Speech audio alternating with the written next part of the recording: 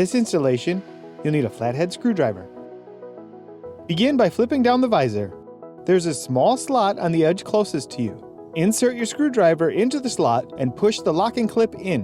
While pushing in, pry the edge out and pull out the lens.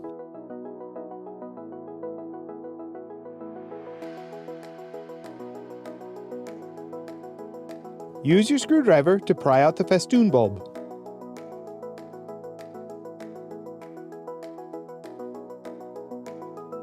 Replace with the LED.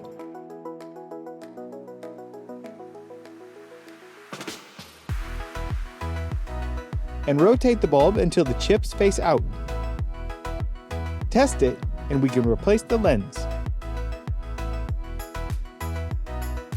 Push the top tabs of the lens in first. Then push in the bottom.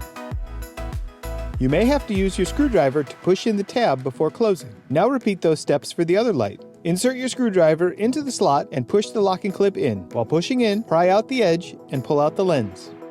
Use your screwdriver to pry out the festoon bulb. Replace with the LED and rotate until the bulb chips face out. Test it,